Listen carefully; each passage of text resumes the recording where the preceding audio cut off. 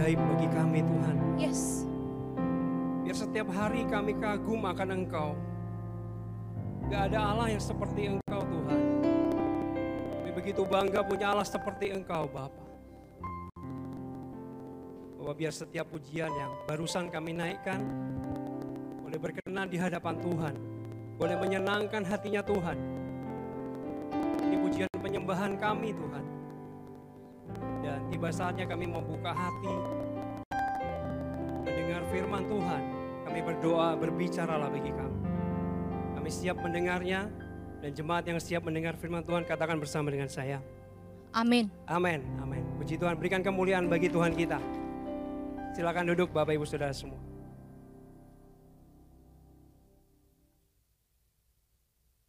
Shalom, apa kabar? Ini udah pulang semua ya orangnya. Saya senang banget ada di tempat ini. Puji Tuhan, terima kasih yang besar bagi Tuhan kita Yesus Kristus yang memberi kesempatan saya untuk berbicara, sharing firman Tuhan pada sore hari ini. Terima kasih buat Bapak Ibu Gembala, juga koordinator, pengurus yang ada, mempercayakan saya membangun firman Tuhan. Saudara siap mendengarkan firman Tuhan? Amin. Senggol kanan kirinya, sudah siap belum? Tambahin lagi bahasa Jawa, ojo ngantuk ya. Baik Bapak Ibu, saya mendapat tema dari gereja dan sharing firman Tuhan. Saya mau bicara tentang gratitude atau ucapan syukur, kira-kira gitu ya. Baik, saudara, satu kali ada seorang yang pernah dibawa Tuhan ke surga. Tapi dia hidup lagi ke dunia, lalu dia bersaksi Bapak. Dia cerita apa yang dia alami waktu dia diajak ke surga oleh Tuhan. Pengalamannya unik Bapak Ibu. Bapak Ibu kalau ada yang mencibir, oh masa sih?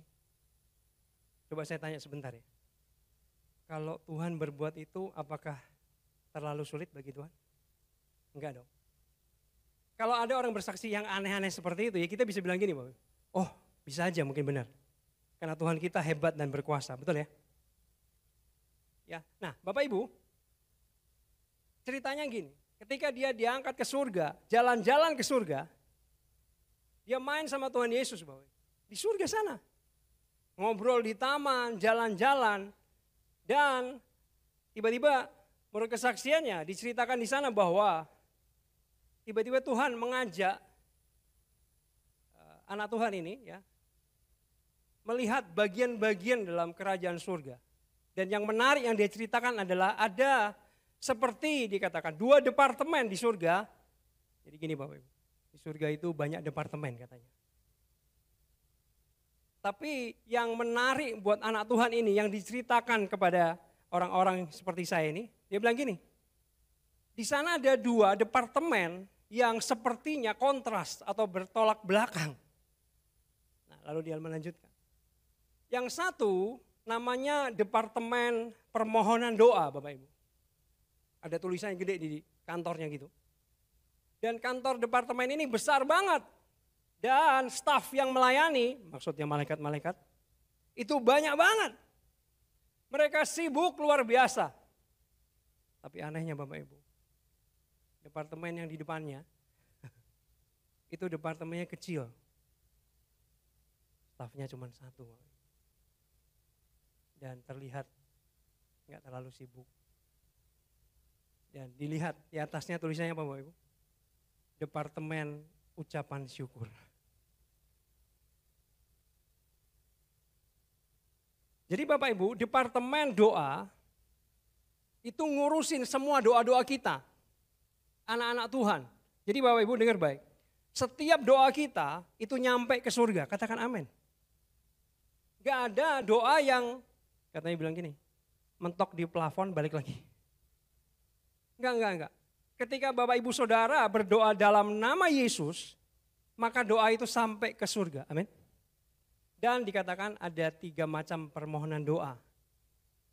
Yang pertama apa? Dikabulkan. Itu katanya gini Bapak, ada meja marmer besar, gak ada kakinya, kayak ngambang gitu. Ini di surga Bapak. ada 3 seperti mesin fax yang masuk. Sebelah kiri itu setiap permohonan doa, ini disortir Bapak Ibu. Semua permohonan doa yang dikabulkan oleh Tuhan, bagian kiri. Yang di tengah itu permohonan doa yang ditunda, belum waktunya. Nanti nunggu waktunya Tuhan. Nah, sebelah kanan itu doa yang diapain? Ditolak. Ada doa-doa yang ditolak Bapak Ibu. Alkitab juga udah ngajarin. Doa yang seperti apa yang ditolak? Untuk memuaskan nafsu kedagingan. Itu pasti ditolak. Tapi saya pengen kembali ke departemen tadi Bapak Ibu. Jadi departemen tadi itu kasih tahu kita gini Bapak Ibu. Ternyata banyak anak-anak Tuhan yang lebih banyak berdoa, minta permohonan doa daripada apa Bapak Ibu? Mengucap syukur. Dan hari ini kita mau belajar apa itu mengucap syukur dan apa pentingnya, apa tujuannya dan lain sebagainya. Bapak Ibu, coba cek doa-doa kita dengan rendah hati ya. Banyak mengucap syukur atau banyak minta? Gak usah dijawab. Jawabnya dalam hati aja. Kalau dengan jujur Bapak Ibu berkata, ya Pak bener lah, banyak minta. Minta gak salah Bapak Ibu. Alkitab juga bilang gini, mintalah maka akan diberikan, betul? Tapi mbok jangan keterlaluan. Firman Tuhan hari ini ngajarin kita atau bukan ngajarin ya. Sepertinya lebih pas untuk ngingetin kita, ngajak kita untuk yuk tambah porsi mengucap syukurnya, katakan amin. Silakan minta, Bapak kita Bapak yang baik, tapi ayo perbanyak ucapan syukur kita di hadapan Tuhan. Supaya apa Bapak Ibu? Supaya malaikat yang satu doang di sana itu sibuk. Ya. Nah, Bapak Ibu, ternyata mengucap syukur itu adalah kehendak Tuhan. Boleh ditampilkan slide-nya. Ya. Dalam 1 Tesalonika 5 ayat yang ke-18. Ya. Saya akan bacakan. Mengucap syukurlah dalam segala hal, sebab itulah apa Bapak Ibu? Yang dikehendaki Allah di dalam Kristus Yesus bagi kamu, bagi Bapak Ibu dan saya. Jadi kehendak Tuhan adalah kita mengucap syukur Bapak Ibu. Amin. Itu kehendak Tuhan. Ayo lakukan mulai hari ini, perbanyak ucapan syukur kita di hadapan Tuhan. Pastor Jimmy, apa keuntungannya? Ngapain sih? Ngapain? Nah, ternyata banyak keuntungan-keuntungan ketika kita mengucap syukur. Yang pertama, ini menurut riset Bapak Ibu. Riset itu penelitian, menurut data, bukan hanya omongan kosong saja. Boleh slide-nya ditampilkan. Menurut Robert Emmons dari University of California dan bekerja sama dengan Dr. Michael McCullough dari University of Miami. Perhatikan baik-baik. Orang yang bersyukur secara teratur memiliki apa Bapak Ibu? Emosi positif lebih tinggi. Ya, emosinya positif Bapak Ibu.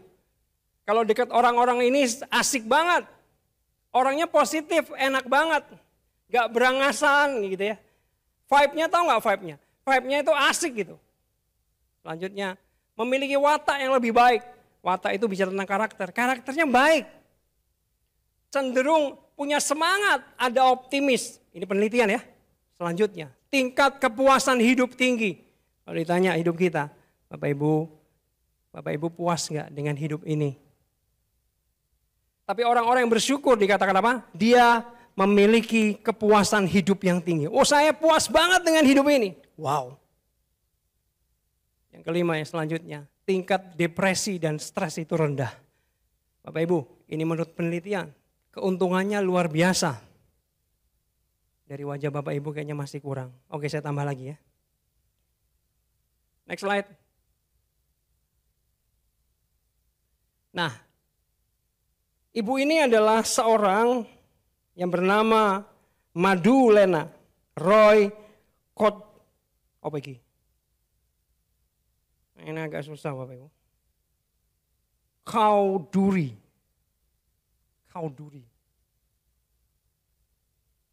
Dia adalah seorang konselor dan psikiater profesional. Dan dia ngomong apa? Keren banget. Berterima kasih kepada Tuhan, perhatikan baik-baik. Berterima kasih kepada diri sendiri dan sesama atau bersyukur dengan cara apapun dapat mencerahkan pikiran dan membuat seseorang merasa apa Bapak Ibu? Merasa lebih bahagia. Kira-kira kalau saya boleh tanya,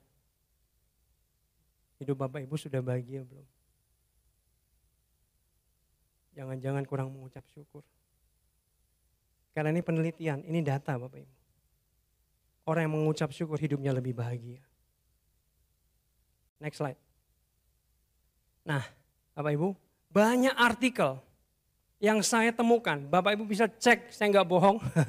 Cek di internet, cek di Google. Bahwa nih minimal ada 3 yang saya temukan lagi. Berbicara apa? Riset nih ya. Banyak bersyukur, sehatkan apa? Jantung dan tambah bahagia. Lanjut ke bawah. Riset bersyukur tak cuma bikin bahagia tapi juga menyehatkan. Terakhir di bawah, rajin bersyukur ternyata bisa bikin lebih bahagia. Bapak Ibu, jangan-jangan hidup kita ini kurang bahagia karena kita kurang bersyukur. Jangan-jangan kita suka ngeluh Bapak Ibu. Ya mungkin gak terucapkan, orang lain gak tahu. Mungkin dalam hati ngeluh. Kenapa kerjaan saya gak jalan? Kenapa COVID ini gak berhenti-berhenti? Kenapa anak saya gini? Kenapa orang tua saya gitu? Kenapa pasangan saya seperti ini dan lain sebagainya? Kalau kita Bapak Ibu fokus kita ke hal yang negatif, dengar baik. Kita akan susah ngucap syukur, betul? Ini tes ya, tes. Bagi yang sudah menikah. Saya tanya, sebutkan dengan cepat 10 kelebihan pasangan kamu. 1, biasanya cepat jawabnya. 2, 3, 4 udah mulai macet Bapak Ibu. Apa ya? 5 udah gak ada suara. 6 susah. Pak, sebentar Pak. Kelebihan hampir ini Pak, habis Pak. Kekurangan banyak Pak. Boleh gak diganti kekurangan aja Pak? Dengar baik, ketika kita fokus dengan hal yang negatif, maka kita susah untuk bersyukur, betul? Yuk fokuslah hal-hal yang positif.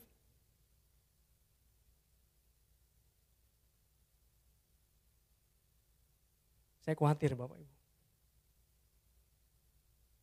Jadi gini, ingat nggak? Ketika bangsa Israel itu bersungut-sungut, bersungut-sungut Bapak Ibu. Ngomel terus, nggak bersyukur. Bapak Ibu, amit-amit ya. Woi, Tuhan marah. Betul? Orang-orang yang bersungut-sungut, dengar baik, tidak ada satupun yang diizinkan Tuhan masuk tanah Kanaan. Cek firman Tuhan. Jadi boleh nggak saya simpulkan? Ternyata Tuhan nggak suka orang yang bersungut-sungut, orang yang ngomel-ngomel, orang yang mengeluh.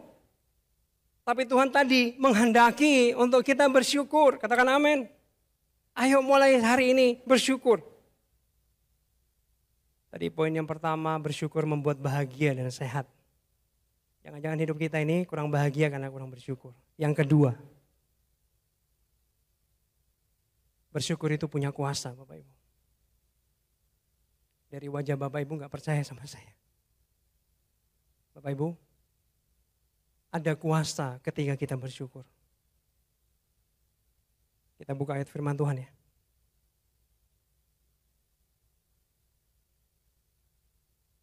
Yohanes 6 ayat yang ke-11 kita akan bacakan. Boleh biar saya gak merasa sendirian di sini, kita baca bareng-bareng. Slide bisa tampil di depan. Yohanes pasal 6 ayat ke-11. Hitungan ketiga ya Bapak Ibu. 1, 2, 3.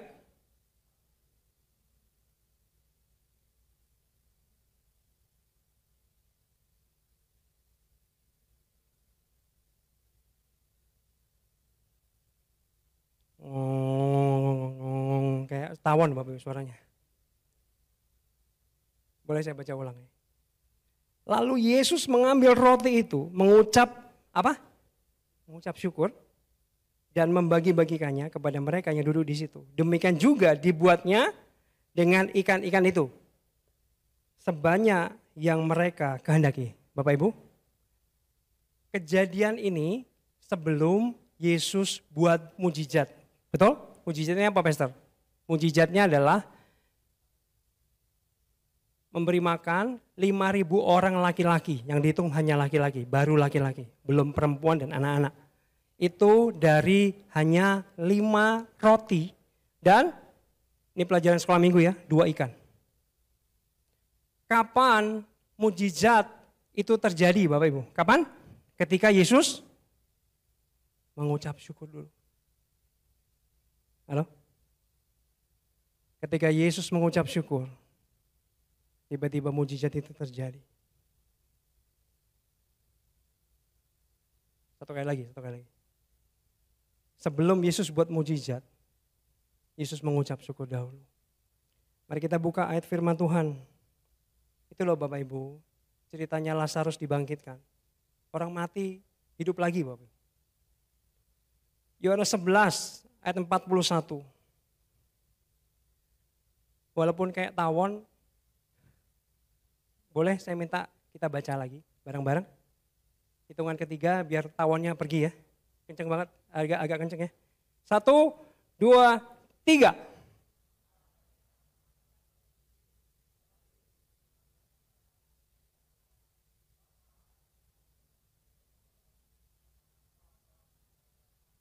Nah ini tawon das Bapak Ibu. Agak bagus suaranya. Nah perhatikan.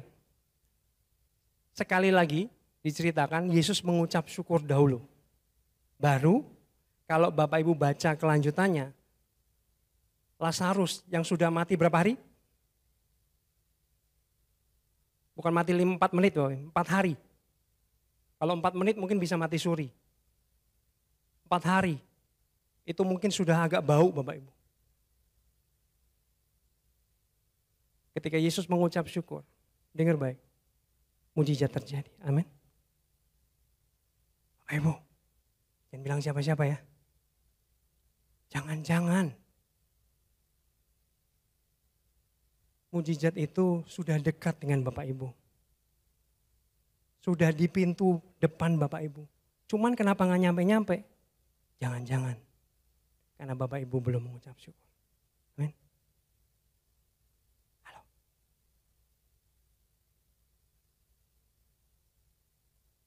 Dua ayat kita udah baca. Ketika Yesus mengucap syukur, mujizat terjadi.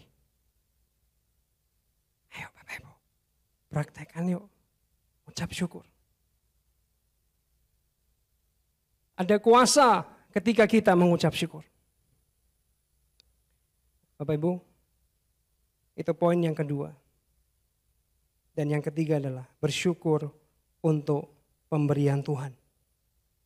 Bapak Ibu, kadang kita ini ya, kalau belum punya sesuatu, kalau belum punya barang tertentu, kita itu, waduh, pengen banget. Ya, contoh lah, belum pernah punya mobil,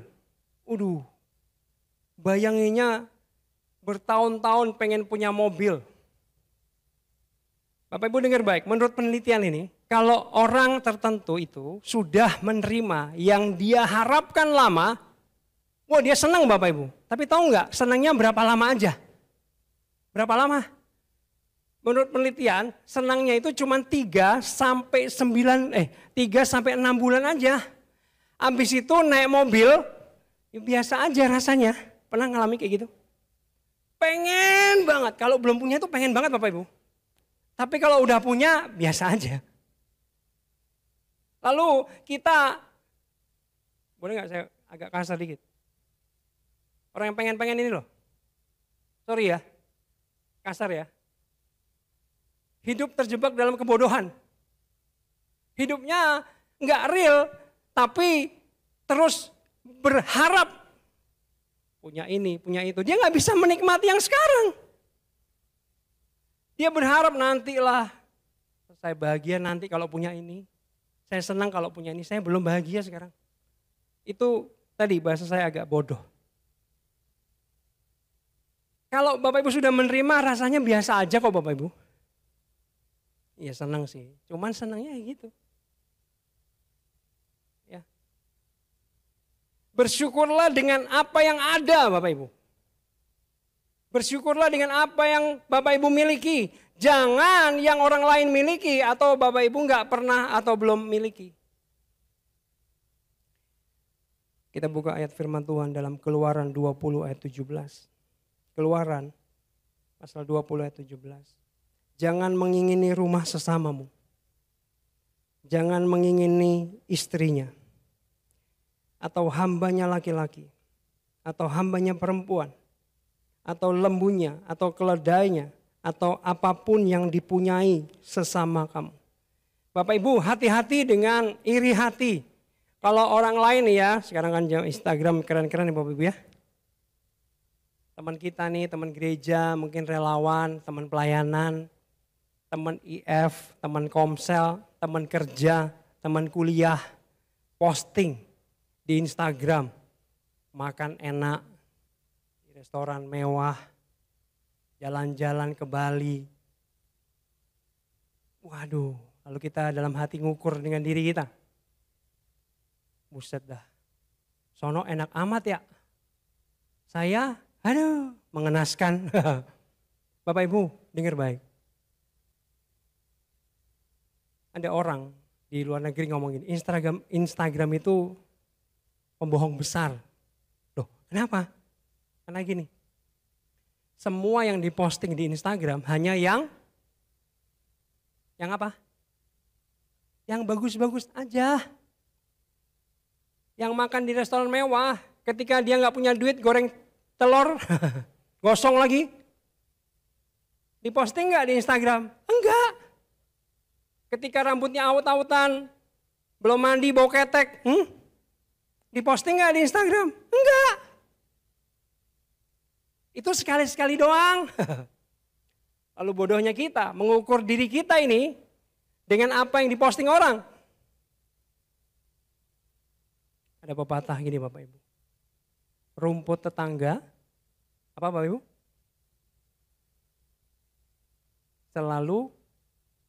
Bukan selalu hijau ya. Rumput tetangga selalu, ini penting jangan dihilangin katanya. Rumput tetangga selalu nampak lebih hijau. Nampak doang.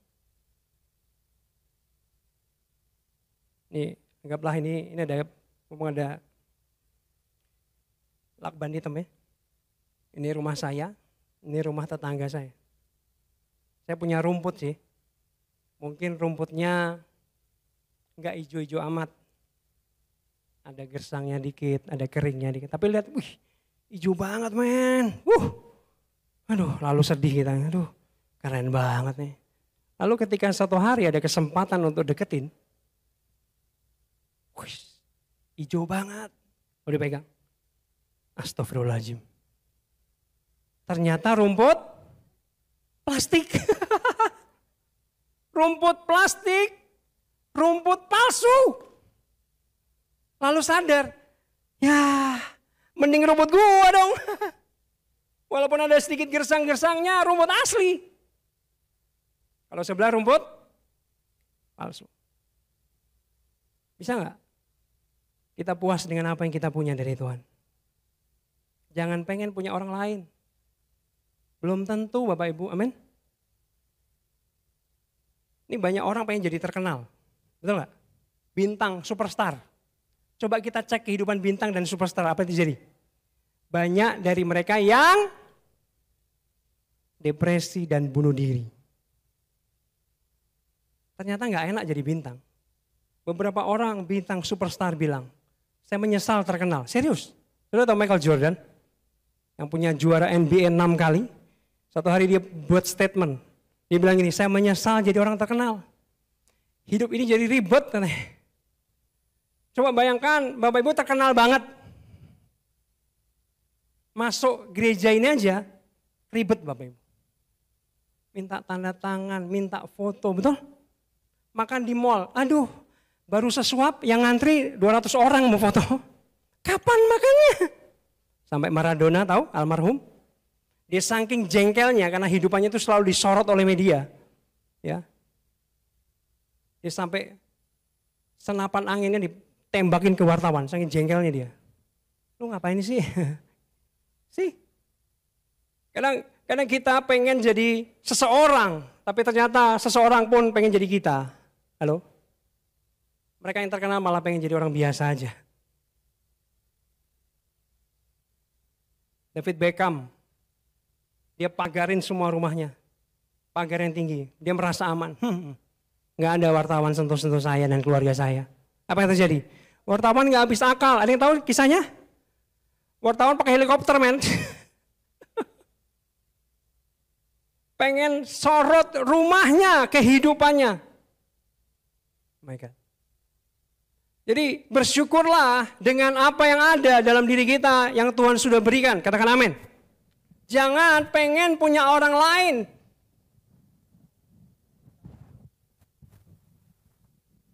Ini ada cerita di sana. Ada orang pengen banget punya baby. Aduh, Tuhan kapan kami dikasih anak? Lalu pokoknya pengennya sampai luar biasa lah. Suatu hari ada sahabatnya dia curhat. Sahabatnya ini baru punya anak. Bapak Ibu tahu curhatnya apa? Ya curhat gini, dulu saya nggak punya anak, tapi sekarang saya punya anak. Saya minta sama Tuhan akhirnya dikasih. Tapi tahu nggak? Kalau boleh milih,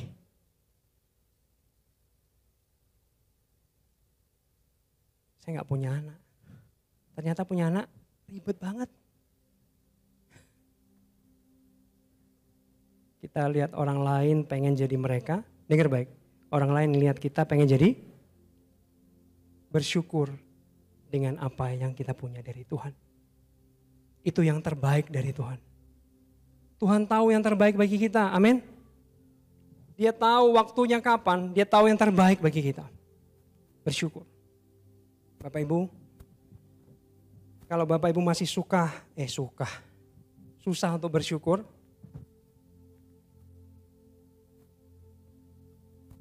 Bapak Ibu boleh coba tips ini. Bapak Ibu, ini tipsnya agak aneh. Bapak Ibu sekarang sehat? Sehat ya? Bersyukur ya, sehat ya. Kalau susah bersyukur nih, bandel dirimu, sesekali Bapak Ibu ke rumah sakit. Kalau bisa rumah sakitnya jangan yang bagus. Masih ada nggak sih, saya nggak tahu nih. Rumah sakit yang hari-hari ini nggak ada AC-nya gitu ada? Nggak ada ya? Mungkin udah meninggal duluan kalau nggak ada. Tapi dulu Bapak Ibu, waktu saya di Jawa Timur, karyawan saya kecelakaan, harus opnam di rumah sakit. Saya datang jenguk dia. Rumah sakit yang nggak ada AC-nya. Bapak Ibu tahu satu barak itu, satu kamar itu isinya 10-12 orang pasien. Gak ada AC. Yang jaga juga di situ. Bisa bayangkan? Itu pada buka baju gitu ya. Baunya luar binasa. Waktu saya datang, dalam hati saya, astagfirullahaladzim. Serem amat. Yang serem lagi nih Bapak Ibu. Sebelah tempat duduk dari karyawan saya. Itu, maaf ya, tenggorokannya dibolongin Bapak. Kalau dia mau makan dibuka dulu. Masuk makanan lewat situ. Dan yang paling saya kaget adalah ketika dia ngomong Bapak. Ketika dia ngomong itu gak bisa. Dan suaranya kayak apa? Itu serem banget Bapak. Saya langsung pegang tenggorokan saya. Langsung berkata apa? Alhamdulillah. Detik itu saya langsung bersyukur punya tenggorokan yang baik. Belum selesai Bapak. Sebelahnya itu ada anak 17 tahun. Laki-laki. Tangan kanannya itu besar banget, gede banget. Bapak Ibu tahu Popeye? Kayak gitu tangannya. Dikasih minyak. kesakitan. Saya tanya, kenapa? Waktu olahraga dia smash. Lalu ada yang salah di uratnya. Itu berbulan-bulan gak sembuh. Dan yang serem, dengar Bapak Ibu. Beberapa hari kemudian saya balik lagi. Tangan anak muda itu, yang kanan ya, yang kanan. Diamputasi.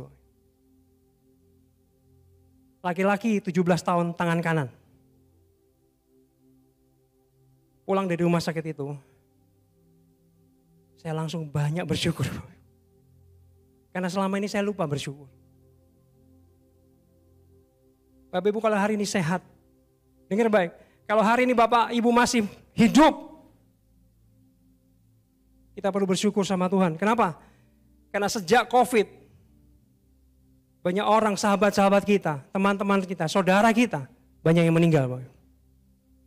Kalau Bapak Ibu hari ini masih hidup, itu semua karena anugerah Tuhan yang besar. Bersyukur yuk. Banyak orang yang mati karena COVID Bapak Ibu kemarin. Kalau kita masih hidup nih, ayo bersyukur. Itu anugerah Tuhan yang besar. Amin. Bersyukur juga bisa hal-hal yang kecil Bapak Ibu. Hal yang sederhana yang kita punya dari Tuhan. Contoh. Bapak Ibu pernah bersyukur dengan tempat tinggal yang Bapak Ibu tempati sekarang? Ya mungkin masih ngontrak. Anak-anak kuliah masih ngekos. Tapi bisa nggak? Pernah nggak kalian bersyukur? Bapak Ibu bersyukur. Bersyukur buat tempat tinggal, saya boleh berteduh. Itu hal sederhana. Bersyukur buat makanan yang setiap hari Bapak Ibu makan. Pernah bersyukur? Banyak orang yang bisa makan Bapak Ibu. Bersyukur buat, coba lihat sepatunya masing-masing. Kalau Bapak Ibu masih pakai sepatu, pakai sendal. Syukuri itu, hal yang kecil. Pakaian yang Bapak Ibu pakai. Mungkin ada keluarga di rumah yang masih ada. Bersyukur buat keluarga, amin. Bersyukur buat istri, bersyukur buat suami, bersyukur buat anak-anak. Bapak Ibu, banyak sekali yang bisa kita syukuri dalam hidup ini. Satu kali, keluarga kami mendapat foto dari salah satu sepupu yang sedang terkapar di ICU. Perutnya membesar Bapak Ibu. Gede banget nih perempuan. Umurnya sekitar 40 tahunan. Perutnya gede banget Bapak Ibu. Kita keluarga kaget. Kepalanya udah botak Bapak Ibu. Dan dibilang apa? Perutnya membesar. Karena gak bisa buang air besar. Jadi dalamnya apa Bu? Dalamnya kotoran manusia. Gak bisa keluar. Singkat cerita, maaf ya. Saudara kami ini meninggal beberapa hari kemudian. Ini agak lucu sih Bapak. Sejak itu ketika saya bangun pagi ada panggilan untuk apa Bapak Ibu? Pop. Ketika plung plung plung, saya langsung bilang apa? Haleluya, haleluya, haleluya. Bisa keluar. Sederhana bukan? Yuk, biar mengucap syukur menjadi gaya hidup kita. Amin. Bersyukur dengan kesehatan yang Tuhan beri. Bersyukur buat apapun yang Tuhan sudah berikan sama Bapak Ibu Saudara. Bersyukur membuat kita sehat. Bersyukur membuat kita bahagia. Dan ada kuasa ketika bersyukur. Saya percaya gini, ketika Bapak Ibu bersyukur, mujizat-mujizat itu pasti terjadi dalam hidup Bapak Ibu Saudara. Bukan saya ngomong tadi, firman Tuhan. Ketika Bapak Ibu bersyukur, bersyukur dan bersyukur, mujizat itu mendekati Bapak Ibu Saudara. Mujizat jadi hal yang biasa dalam kehidupan Bapak Ibu Saudara. Amin. Jangan-jangan kita kurang bersyukur. Bapak Ibu, terakhir. Boleh saya tanya, bersyukur itu susah atau gampang Bapak Ibu? Susah atau gampang? Ya, gampang kalau semua dalam keadaan yang baik. Betul? Sehat ya, bersyukur gampang yang tadi saya ajarin. Tapi Bapak Ibu ada tantangan kadang-kadang. Bisa gak kita bersyukur ketika keadaan kita sedang tidak baik? Ketika kau sedang menderita, ketika kau sedang rugi mungkin, ketika kau sedang terkapar di rumah sakit. Bisa gak kita tetap bersyukur kepada Tuhan? Susah Bapak Ibu. Kalau boleh jujur itu gak gampang, betul? Tapi satu hari di Alkitab diceritakan Ada satu orang yang hidupnya menderita luar biasa. Yaitu orang paling kaya nomor 4 di dunia waktu itu. Tebak siapa ya? Ayub. Betul. Dikatakan apa? Dia orang paling kaya di sebelah timur.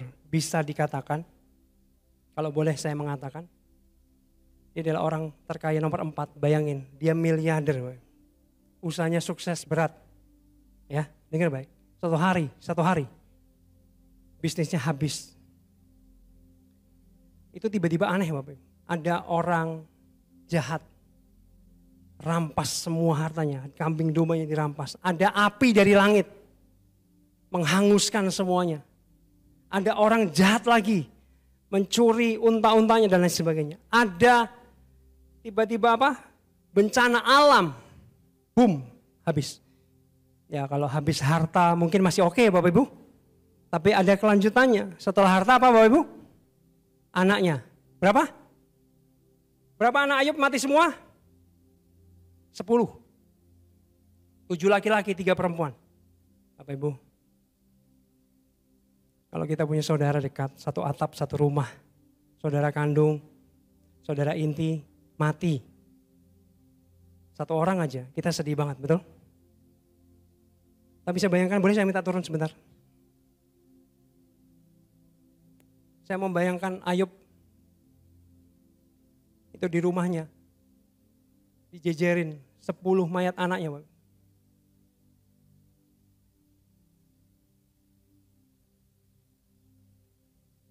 Bisa bayangkan itu? Kalau kita baca cepat enak ya, dengar baik. Bisa nggak kita imajinasikan sebentar? Mayat 10 anaknya itu dijejer di rumahnya. Mengerikan. Betul? Tapi multimedia boleh buka ayatnya. Slide saya. Bukan ini, satu lagi. Yang terakhir. Nah, dengar baik. Ini respon Ayub Bapak. Maka berdirilah Ayub. Lalu mengoyak jubahnya. Mencukur kepalanya. Kemudian sujud dan menyembah. Perhatikan katanya. Dengan telanjang. Aku keluar dari kandungan ibuku. Dengan telanjang juga aku kembali ke dalamnya. Perhatikan apa ini? Tuhan yang memberi apa? Tuhan yang mengambil. Yang saya garis bawahi apa? Kok bisa ya? Bisa saya bayangkan sebentar gini. Ini mayatnya ada 10. Lalu dia sujud menyembah gini.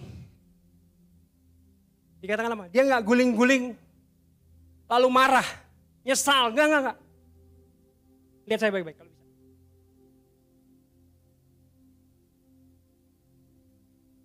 Dia nyembah dikatakan, betul? Apa?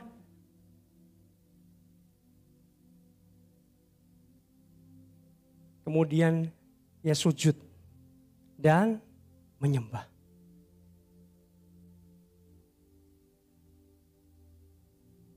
Bapak Ibu tahu nggak? Ketika Bapak Ibu hari ini mungkin sedang menderita, lalu Bapak Ibu mengucap syukur.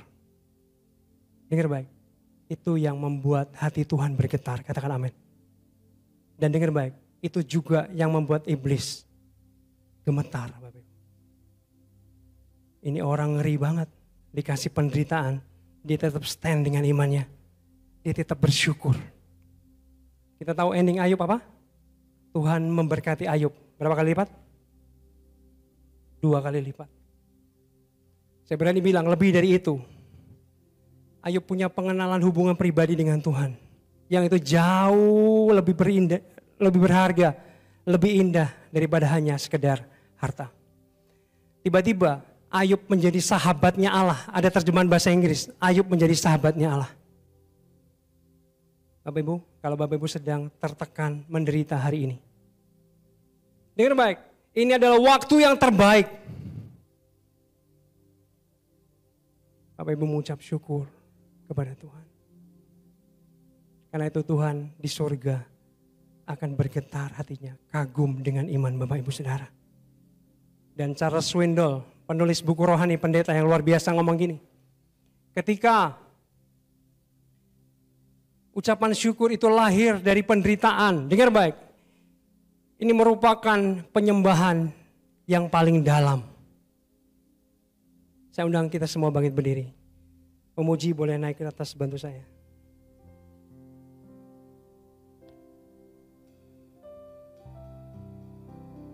Boleh pejamkan mata kita sebentar yuk. Kita datang sama Tuhan.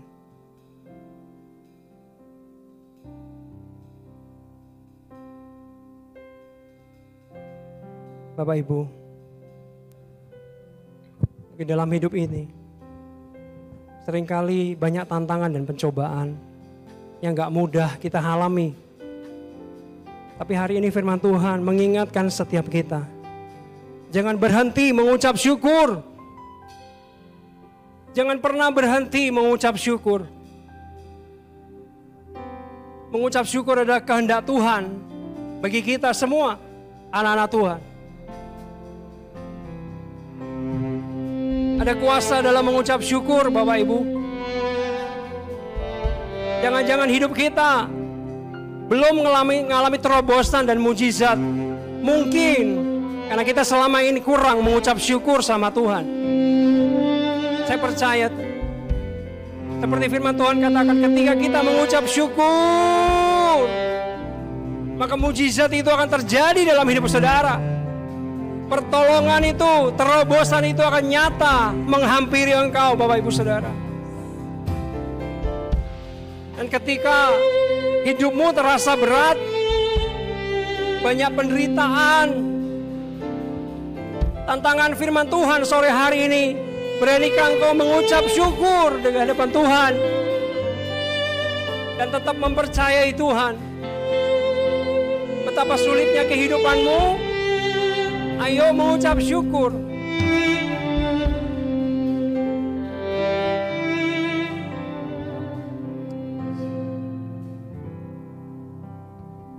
Kami terima firman-Mu ya Tuhan, menjadi berkah dan berkat luar biasa buat kehidupan kami kiranya. Termaterai dalam roh kami, jadi kekuatan, jadi jawaban buat hidup kami. Dalam nama Tuhan Yesus kami berdoa. Haleluya. Amin, amin. Puji Tuhan. Silakan.